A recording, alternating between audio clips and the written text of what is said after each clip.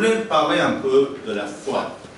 Je voulais parler de la foi pour que ça nous aide, pour que nous puissions comprendre exactement ce que c'est la foi et comment la foi fonctionne.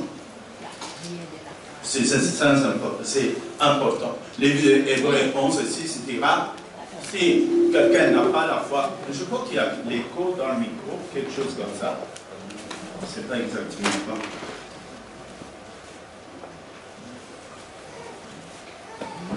Les livres d'Hébreux nous enseignent. Il dit, si quelqu'un n'a pas la foi, tu ne sauras jamais plaire à Dieu. Et la foi est quelque chose d'important. Parce que nous ne sommes pas au temps de Moïse. Nous sommes au temps de Christ. Et Christ a dit, allez, prêchez la bonne nouvelle, chassez des démons, guérissez les malades. Voilà l'ordre qui est dit. Et il a même ajouté, voici les signes qui accompagneront ceux qui auront cru. C'est-à-dire, tu croire dans sa signification, faire confiance à la parole de Dieu. Je reviens encore là-dessus. Je ne dis pas que je crois en Dieu. Non, pas ça. Je fais confiance à sa parole. Amen. Ce qu'il a dit, je prends ça comme base et je me mets dessus et je dis, ça ne manquera pas et ça se réalisera. Et je prends mes pieds, je mets dessus et je ne bouge pas de là. Amen. Quelles que soient les paroles négatives, quelles que soient des choses que je vois, bref, par neuf. Je vous ai dit un jour, alors que moi j'étais en brousse, on a brûlé ma Jeep, on a brûlé ça. Je l'ai vu. Et je suis revenu, j'essayais de dire non, ils n'ont pas fait ça, ils n'ont pas fait ça. Non, ils ont fait ça, la Jeep brûlée. Mais quand je suis arrivé là, je me suis rappelé d'une chose. Le Seigneur Jésus est avec moi. Amen. Et quand je vis ça, je dis au Seigneur, je lui ai parlé. Je dis, Seigneur, je ne t'ai pas connu comme ça. C'est pas comme ça que je te connaissais. Tu me donnes quelque chose de la main droite et de la main gauche, tu me gifles. Il me bénit. Tu me donnes tout, le véhicule, tu me le donnes. Et puis après, tu me donnes encore une gifle. J'ai dit, en parlant, en regardant, une grande flamme dans la fumée. Et j'ai dit ça, je vois le feu. Mais je refuse de croire que c'est fait quelque chose sur cette Égypte. Mais je suis allé m'attendre parce qu'il fallait un temps pour que le feu fasse son travail. Il fallait aussi un temps que le Saint-Esprit fasse son travail. Amen. Mais quand la fumée, le feu s'est éteint, j'avançais. J'avais un Français, j'avais un Juif, j'avais un Américain. On était tous groupes là, on avançait tous. Calme. Tous dans la tristesse, mais moi dans la joie. Parce que je sais qu'il ne m'abandonnera pas. Alléluia. Il ne m'a jamais abandonné. Et je dis, c'est Dieu encore une fois. Il va faire ce qu'il va faire. Je ne sais pas comment, mais je sais qu'il va faire. Amen. Derrière la fumée, comme un rideau, la Jeep était intacte. Amen. Ah oui. Et mes amis qui étaient là, ils ont commencé à se regarder. C'est quoi ça? C'est quoi ça? Allez trouver vos réponses.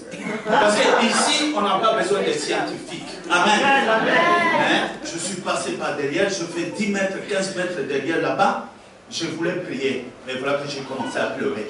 Mais en pleurant, une phrase m'est venue à la bouche. Je dis à Jésus, pourquoi tu ne veux pas que je te voie? Et je pleurais. Pourquoi tu ne veux pas que je te voie? Je voulais que je le voie, même en hauteur. Pour que je fasse au moins un bisou à ses pieds. Et comme je ne le vois pas, j'ai pris courage. Et je lui ai dit, bon, ça fait rien. Tu veux pas que je te voie? Attends.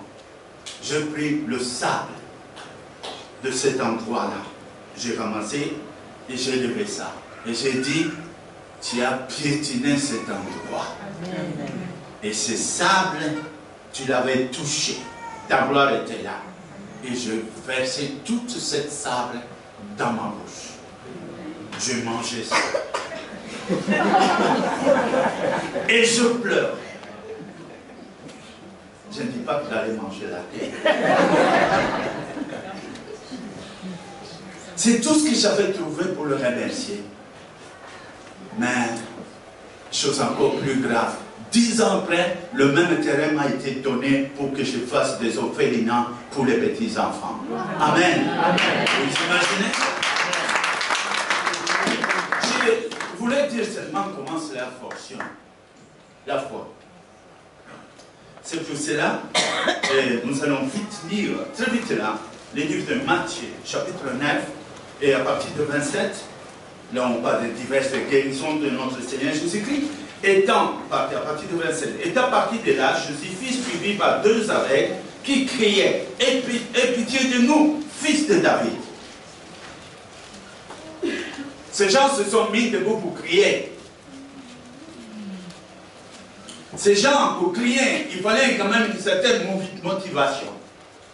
Ils ne criaient pas parce qu'ils voulaient crier, personne ne criait, mais eux ils criaient. Ils criaient parce qu'ils savaient, ils voulaient communiquer avec Jésus. Ils voulaient faire savoir à Jésus-Christ qu'eux, ils ont vu quelque chose en Jésus. Ils avaient la foi en Jésus. C'est pourquoi ils se sont battus. Très souvent, nous entrons quand même, nous, à l'église, et les gens se meurent. Les gens sont malades, mais ne bougent pas.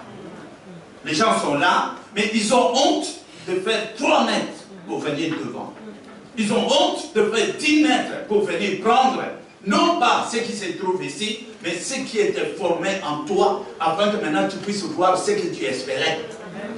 Car la parole de Dieu ne peut pas se limiter en parole, la parole de Dieu doit devenir une action. Comme mon fils a parlé ce matin, au commencement était la parole était avec Dieu, la parole était Dieu. Et il n'y a rien qui existe qui a été fait sans elle. Et tout ce que nous voyons, visible et invisible, et tout ce que nous pouvons toucher, sont passés par la parole. Et cette parole, c'est la parole que tu attends. Il n'y a aucune différence dans ça. Amen. Amen. Et celui qui s'accroche, qui dit, ah non, ça ne se passera pas comme ça, tu invites, tu disposes déjà les atouts pour que les miracles se fassent en toi. Amen. Jésus avait l'habitude de les dire. Lui le faisait des miracles. Lorsqu'il fut arrivé à la maison, les aveugles s'approchèrent de lui et Jésus leur dit, croyez-vous que je puisse faire cela? Croyez-vous? Jésus savait qu'il pouvait faire. Mais vous, est-ce que vous croyez que cela est possible? Amen. Voilà le problème. Tu vas venir me dire, pasteur, toi qui pries. Moi, je te pose la question. Vous, croyez-vous que Christ peut faire cela?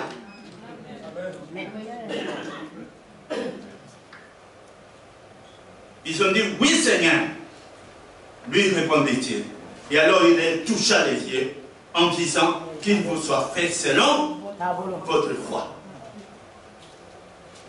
J'étais une fois, il y a longtemps, j'étais invité par l'église catholique. J'ai des soucis des âmes. Et j'en ai vraiment très fort dans mon cœur. Et quand je suis entré dans cette église, ce n'est pas raison de juger quoi que ce soit. Mais je voulais partager le peu que j'avais dans moi. Et quand j'ai prêché, tout le monde était tranquille, les gens me regardaient. Et je sentais qu'ils avaient soif. C'était un peu comme les gens habitués à boire n'importe quoi. Et pour une fois, ils ont senti qu'il y avait de l'eau limpide. Et ils ont dit, on a soif, on va profiter pour boire. Mais quand je suis arrivé à la fin de ma prédication, ils étaient toujours là. Et ils avaient encore les oreilles grandes ouvertes. Comme s'ils voulaient dire, qu'on ne quitte pas ici, reste là, parle encore, parle encore. Mais le Saint-Esprit me disait, ce que tu avais à dire est fini. Ce que tu avais à dire est fini. Parce que la parole qu'ils ont entendue a suffisamment eu les atouts pour qu'ils construisent et qu'ils bâtissent leur foi en eux. Amen. Parce que ici, Jésus n'a pas dit, bon, parce que je suis Dieu, fais cela. Mais Jésus a dit, qu'il te soit fait selon ta foi. Mais d'où vient la foi? Jésus ne peut pas dire ça si déjà le Saint-Esprit n'a pas mis la foi dans cet homme-là.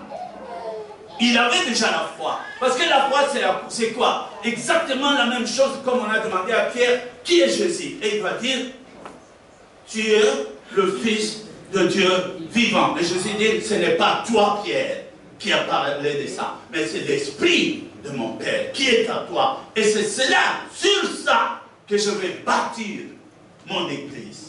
La confession qui est sortie ne se fait pas par ta volonté. 1 Corinthiens chapitre 12, il va dire, personne ne peut confesser le Christ si ce n'est pas le Saint-Esprit. Et personne ne peut nier Christ s'il a le Saint-Esprit. Donc Dieu a mis son esprit en toi, et cet esprit fait de toi fils de Dieu, lequel, au même moment, tu as la foi, tu as l'amour, tu as la longanimité, tu as les vertus de Dieu, mais qui ne peut se manifester que quand toi, tu poses le premier pied. Moïse avait la délivrance du peuple Israël, mais quand il est arrivé au bord de la mer Rouge est restée mer rouge, jusqu'à ce qu'un pied est entré dedans. Le fait de mouiller ses pieds, les eaux se sont ouvertes. Mettre les pieds signifie quoi? Il va traverser la mer. La mer doit s'écarter. Mais s'il reste au bord de la mer pour regarder, si tu restes sur ta chaise, uniquement pour regarder, si tu restes là et tu dis, je ne peux pas me mettre debout parce que les gens vont dire que je suis malade. Ah ben, tu vas rester comme ça. J'ai été étonné un jour au cours d'une campagne que je fais, un pasteur des églises branhamistes, évidemment, a crié dans la foule, pasteur, prie pour moi. Et moi je lui dis, qu'est-ce que tu as? Je suis atteint de HIV, comment on dit ça? Oui, il m'a dit ça. Et la première chose qui m'a étonné, devant son église, devant toutes les églises qui étaient là, ces pasteurs n'avaient plus honte parce qu'ils voulaient saisir l'occasion. Prie pour moi. Qu'est-ce que je suis moi? Je ne suis qu'un instrument. Est-ce que c'est moi qui fais le miracle? Moi je ne fais pas le miracle. Mais l'Esprit de Dieu qui est en moi et qui a accepté à ce que je sois l'instrument, c'est lui qui l'a fait. Au grand étonnement de ceux qui lui le reçoivent et au grand étonnement de moi qui suis là, qui regarde aussi, je dis, oh, le Seigneur vient de le faire. Tu t'étonnes, je m'étonne aussi. Et si je ne m'étonne pas parce que je suis habitué.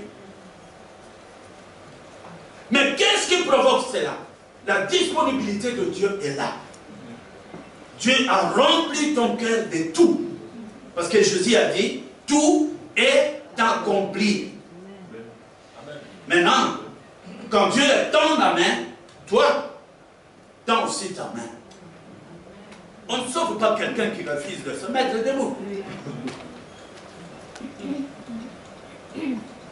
Ici, Jésus dit, qu'il te soit fait selon ta foi. Dans l'église catholique, moi j'étais parti, tout le monde me regardait et j'avais pitié. Après la parole, je me souciais. J'étais, je crois, en train de chercher à implorer Dieu. Je dis, Seigneur, tes enfants, tes enfants, tes enfants, tes enfants. Je me disais ça. Le Saint-Esprit a lu mes pensées. Et voilà, une femme va crier dans le salle. Prie pour mon mari. Et là, j'étais dans la joie. Qu'est-ce qui manquait là? La démonstration de puissance de Dieu. Parce que la parole de Dieu a un cachet. Qui a parlé et Dieu dit, signé. C'est moi. Alpha et l'oméga. Amen. Et c'est comme ça que ça se passe. Mais pourquoi pas tout le monde? Non. Une femme a dit, prie pour mon mari. Et ce mari était quoi? Le directeur de l'école théologique de l'église catholique, qui était paralysé depuis 4 ans. Et je ne savais pas ça. Et j'ai demandé à la femme pour rigoler. Femme, qui te dit que ton mari va être sauvé? Oh, elle allait se tortiller, elle allait se mettre par terre. Non, pasteur, je dis, Dieu m'a dit qu'un serviteur viendra ici et mon mari marchera. Et c'est toi. Qu'est-ce que j'ai à faire encore? Tout a été dit. Tout a été dit. Quand je demandais où est ton mari, il dort là-bas dehors. Et quand je suis allé où est ton mari, je voulais parler, il ne parlait pas. J'ai dit à cet homme, la foi de ta femme te sauve aujourd'hui. 30 minutes après, debout, lavé, costumé. Après, tous les prêtres sont venus. Amen. Ils oublient, ils sont venus me voir, mais ils oublient une chose. La foi de ta femme te sauve. Nous sommes incrédules. Le miracle, c'est quelque chose qui doit être fait avec deux mains. Le bras de Dieu et le bras de l'homme. Là, c'est la grâce et là, c'est la foi. Quand ça se met ensemble, ça s'est produit. Dites Amen. Amen. Parce que nous croyons en Jésus. Amen. Tu es prêt à ôter ton doute et tout. Amen. Les doutes détruisent la foi. Amen. C'est le cancer de la foi. Celui qui doute ne s'entend de rien. Seigneur Jésus, répète ça. Seigneur Jésus, viens au secours de ma foi. Je confesse aujourd'hui. Tu es le Seigneur. Et tu es mon sauveur. Tu es mon créateur. Aie pitié de moi. Tu es mort à cause de moi. Je deviens même plante avec toi. Sauve-moi. Jésus. Merci Seigneur.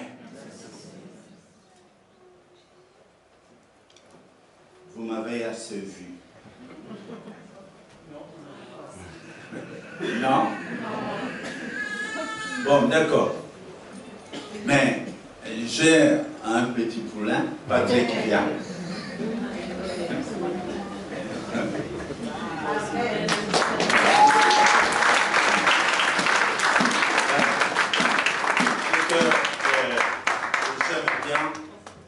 Je bénis Dieu aussi, non pas seulement qu'il prêche, qu'il est serviteur de Dieu, mais il est exactement aussi dans le ministère que je suis en train de faire. C'est-à-dire, ce qui nous touche plus, ce sont les sentiments de Jésus-Christ et les soucis des âmes. Amen. Et de pouvoir porter l'évangile là où ça doit être. Amen. Amen. Bon. Gloire à Jésus. Amen. Amen. Saint-Esprit.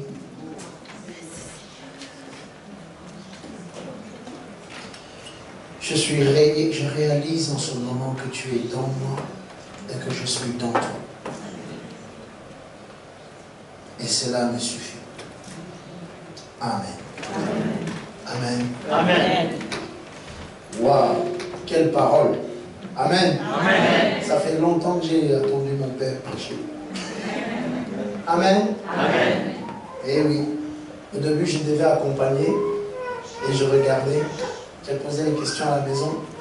Pourquoi ça, papa? Pourquoi est-ce que tu as dit ça? Pourquoi est-ce que tu as dit ça? Amen. Amen. C'est si on ne pose pas des questions, on ne grandit pas. Et je voulais comprendre. Il y a des personnes qui regardent la télé, ils sont d'accord. Et disent, voilà, ça c'est la télé.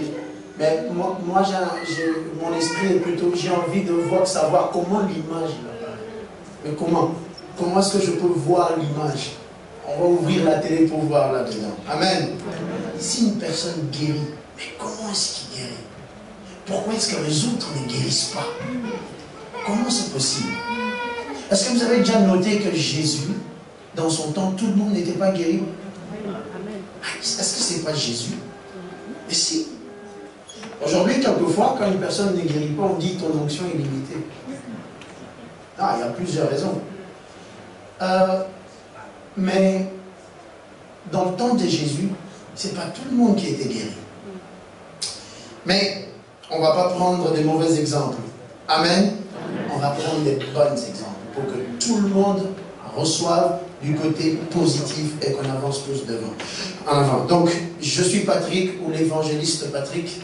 Contrairement à ce que beaucoup ont dit, je ne suis pas petit. Je ne suis pas un enfant. Non, je suis marié, j'ai 28 ans, j'ai 2 enfants, je suis père de famille et le 3e arrive. Amen.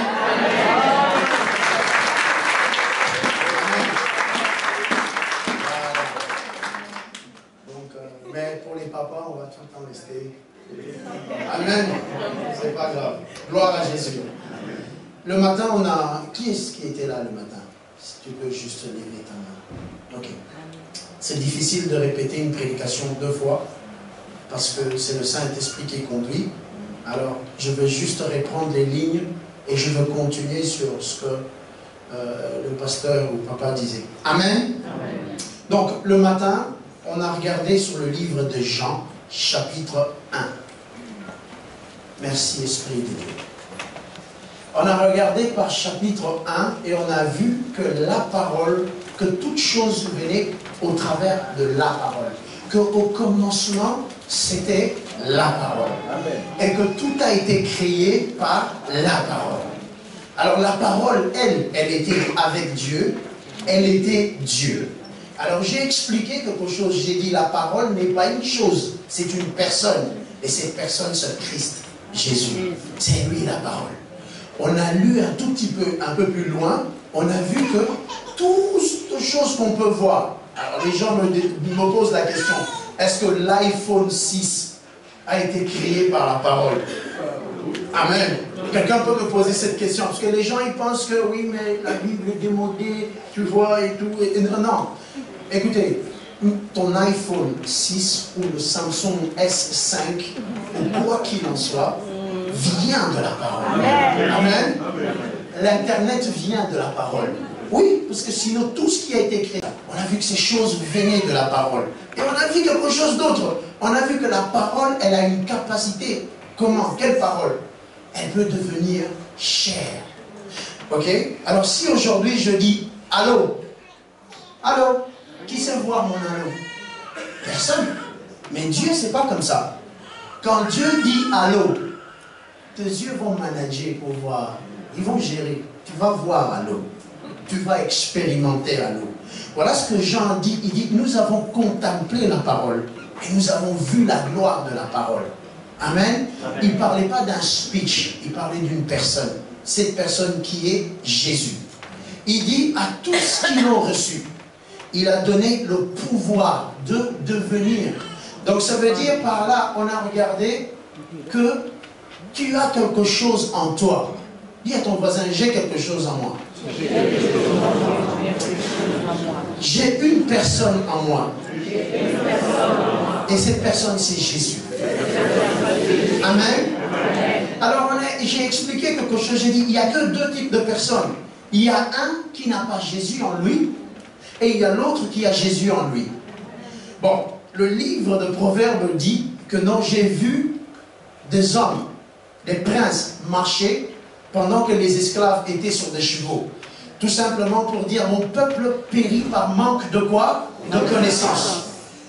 Le fait que tu sois peuple de Dieu ne te garantit pas que tu vas périr ou pas. C'est la connaissance de la parole de Dieu en étant peuple de Dieu que c'est là, ça va te garantir si tu vivras oui ou non. En d'autres termes, tu as besoin de la parole. Amen. Alors je veux vite clarifier quelque chose. Je ne veux pas dire que quand on dit parole, ne voyez tous directement pas un livre. J'ai dit, la parole est une personne. Et la parole est ici avec nous. La parole de Dieu dit, il envoie sa parole et il le guérit. Dieu ne fait rien que seulement au travers de sa parole. Est-ce qu'on est d'accord là-dessus? Il est très nécessaire de poser ce fondement. Parce que si tu me rates, ben, tu risques de ne pas, aujourd'hui, si tu es malade, tu risques de ne pas être guéri. C'est simple, c'est quelque chose de petit, mais qui est tellement aussi puissant. Amen. Est-ce qu'on est prêt? Amen. Là, vous avez eu très rapidement ce que les personnes ont eu le matin. Alors, bouge ta tête, bouge tes pieds, bouge-toi, bouge ta main, bouge, voilà. Amen. On est prêt. Voilà, on ne va pas être froid. En prêchant, en écoutant la prédication, il y a quelque chose qui m'a frappé. On va regarder dans les livres de Matthieu, chapitre 8. Non, chapitre 8, verset 5, mais on va vraiment y aller à 12. Ou un peu plus au-dessus même, voilà, à 11. On lit 11, ou si on veut vraiment être sûr, c'est 13, excusez-moi. On y va. Je vais le lire au nom de Jésus. Puis Jésus dit au centenier, va, qu'il te soit fait selon ta foi. Et à l'heure même, le serviteur fut guéri. Amen. Vous pourriez lire toute l'histoire chez vous à la maison. à la place de regarder une série de télévision ou quelque chose. Ça va remplacer. Amen. La parole de Dieu dit quelque chose. Il dit, quand on lit cette histoire, il y a une personne, un centenier qui vient vers Jésus, dont son serviteur ou une personne de sa maison qui est malade.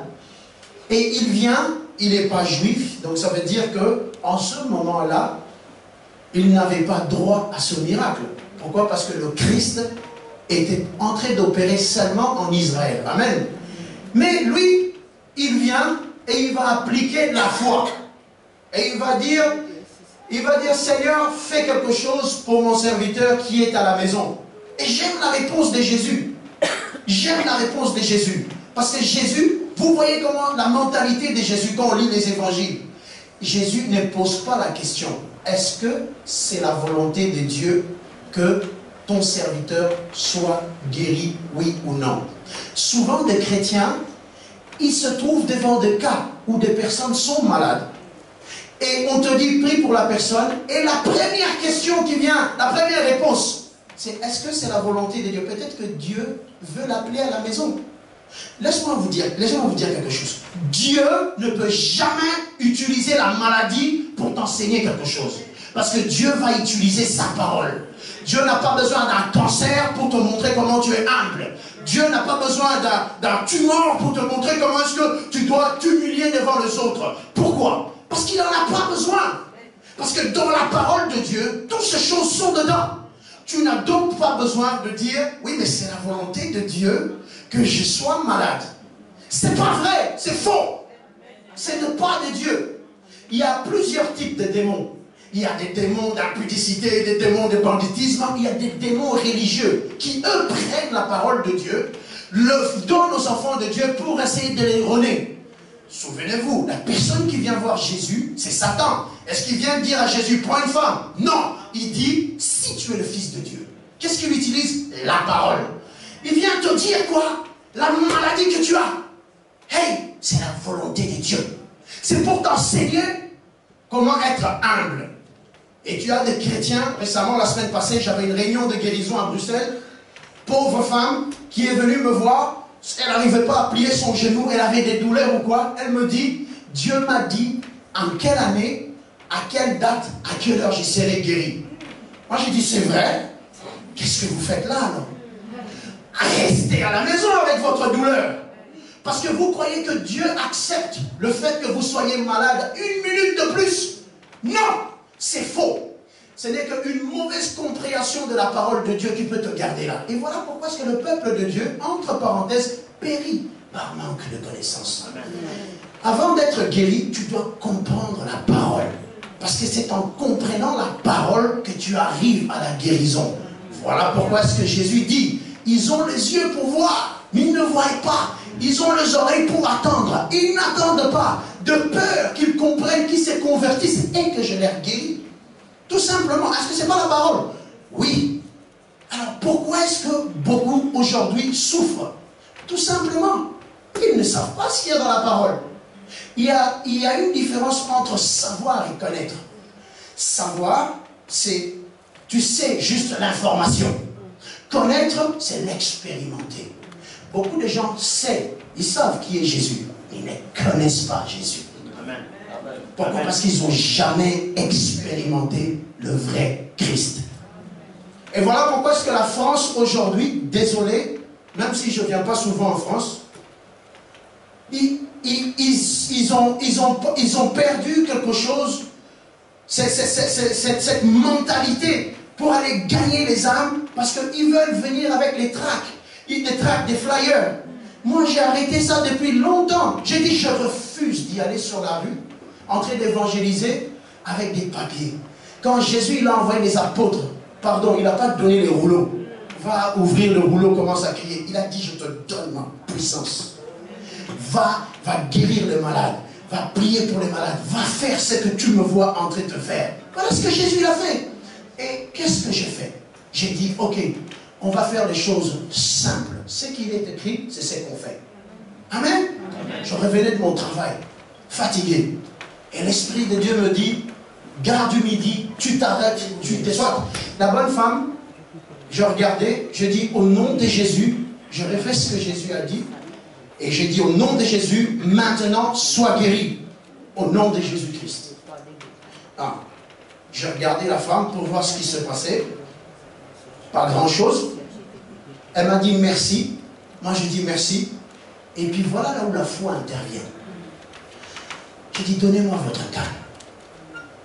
Elle m'a donné la canne, et quand elle a posé son pied, la douleur était partie.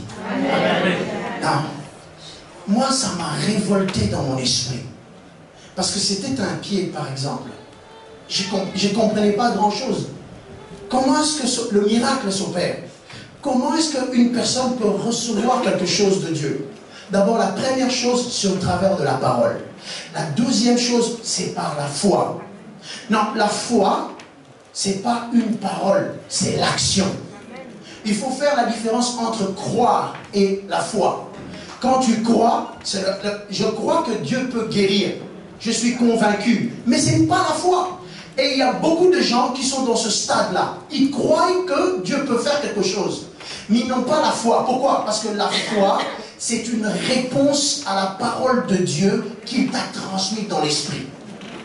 Par exemple, Pierre dit, Seigneur, si c'est toi, ordonne que je vienne. Jésus dit, viens. Non, si Pierre a la foi, qu'est-ce qu'il fait? Il va se mettre debout. Vous voyez, directement, il y a une action. Ça veut dire que tu dois pratiquer quelque chose. Ça veut dire, si tu étais assis, Pierre va faire quoi? Il va sortir de ce bateau là où ils étaient. Alors, la même chose avec ce centenier. Il dit, Seigneur, Jésus dit, je viendrai et je guérirai. Mais là, il se passe quelque chose d'autre. Là, en ce moment-là, lui dit, non, ne venez pas. Si tu parles ici, moi j'ai des serviteurs, je leur dis, va, ils vont, viens, ils viennent. Mais si toi tu dis quelque chose ici, qu'est-ce qui va se passer? Directement là-bas, ça va se réaliser. Amen. Alors, quelqu'un me dit, on a besoin de la foi. Lisez les évangiles. Jésus n'arrête pas de dire que ta foi t'a guéri. Pourquoi est-ce que Jésus disait ça? Est-ce qu'il n'est pas le Fils de Dieu? Si, mais dans le royaume de Dieu, les choses fonctionnent par principe. Donc tu peux venir et tu es malade, tu as mal et tu viens à la prière. Et puis là, on te dit, au nom de Jésus, sois guéri. Et la question suivante, c'est, est-ce que tu crois que tu es guéri? Et vient maintenant l'acte. Si oui, lève-toi et marche. Pourquoi? Parce que sinon, ce miracle ne va jamais se réaliser si tu restes comme ça. Oui, mais je sens toujours la douleur. Enfin, la foi n'a rien à voir avec votre émotion. Elle n'a rien à voir avec ce que vous ressentez dans votre physique. La foi est quelque chose qui est spirituel. C'est un don de Dieu. En effet, comment on obtient la foi? C'est en écoutant la parole de Dieu. La foi, elle vient de ce qu'on attend. Donc ça veut dire votre miracle et votre guérison n'est pas chez un pasteur. Elle se trouve dans la parole de Dieu. C'est en croyant à la parole de Dieu que vous déclenchez. Quand vous mettez foi à la parole de Dieu, prenons l'exemple, parce que j'aime y aller concret. Vous allez à l'hôpital. On vous apprend malheureusement qu'une personne X va à l'hôpital, on lui apprend, je suis atteint du cancer. Ok. Et là, vous êtes directement, oui, mais qu'est-ce qui va se passer alors? Oui, on va essayer, on va commencer avec les médicaments, machin, et il se passe beaucoup de choses. Il y a de l'émotion qui monte, ouais, je veux mourir et tout ça. Ha! Là, c'est votre âme. Votre âme commence à monter. Il commence à regarder la situation. Et il y a la crainte qui vient dans vous. Oui, je vais mourir. Oui, je ne veux pas y arriver. Oui, mais le cancer, c'est dangereux. Il y en a peu qui survivent. C'est quel stade même? 3, 4, 5. C'est partout, c'est éparpillé. C'est comment? Et les gens se mettent à pleurer. Moi, j'ai une bonne nouvelle pour vous. J'ai une très bonne nouvelle pour vous. Quand une personne apprend ça, la première chose qu'il doit dire, c'est il doit regarder ce que la parole dit. J'ai dit ce matin, la réalité n'est pas la vérité. La réalité, on ne peut pas la relier. Elle elle est devant nous. Quoi? J'ai le cancer, noir sur blanc. Mais la vérité, elle dit que c'est par les meurtrissures de Jésus que nous sommes guéris. Et du coup, vous vous trouvez dans un combat spirituel. Qu'est-ce que je veux accepter? Et c'est là où on est. Est-ce que je veux accepter? Et c'est la foi qui va intervenir. Est-ce que je veux accepter que je meure par le cancer ou je veux refuser? Parce que quand vous dites non à la maladie, au nom de Jésus, vous commencez à appliquer votre foi. Vous commencez à l'appliquer. Seulement quand vous appliquez votre foi au nom de Jésus, que vous ne serez jamais confondus. Amen. Amen. Est-ce qu'on peut acclamer pour Jésus? Amen. Ce type avait compris la foi.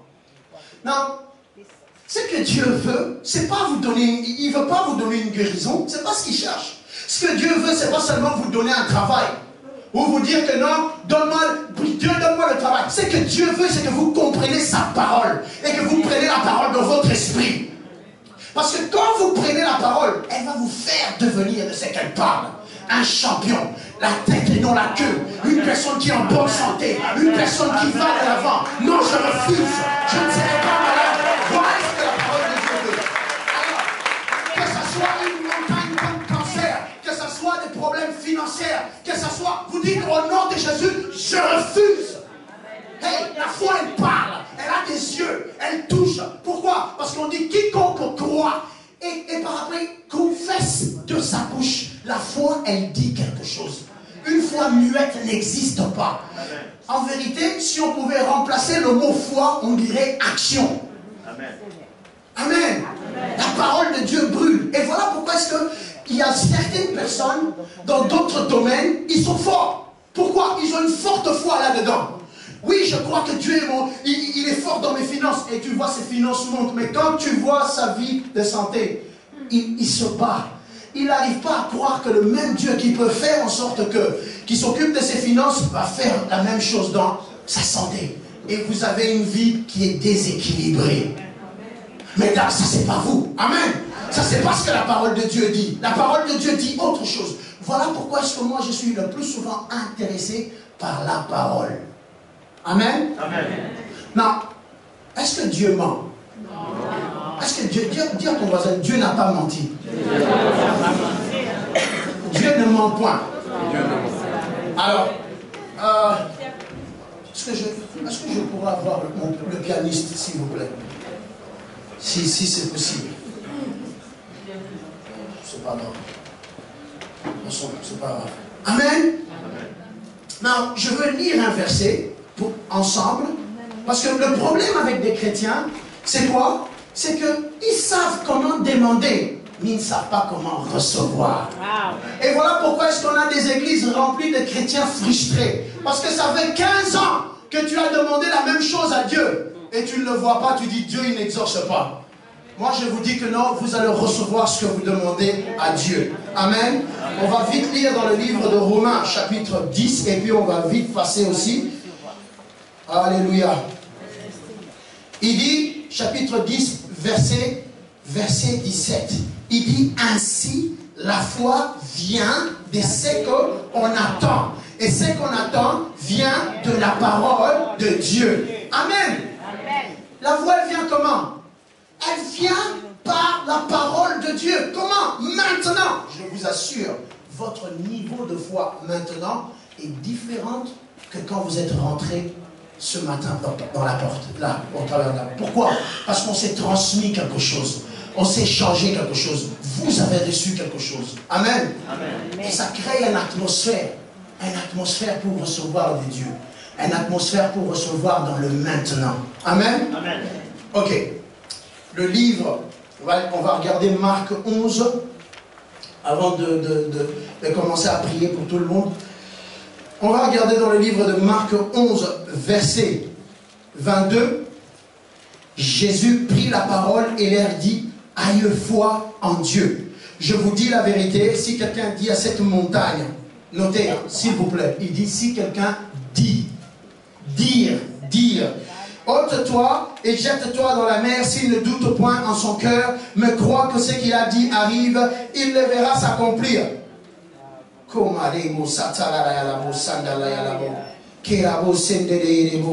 Au nom de Jésus.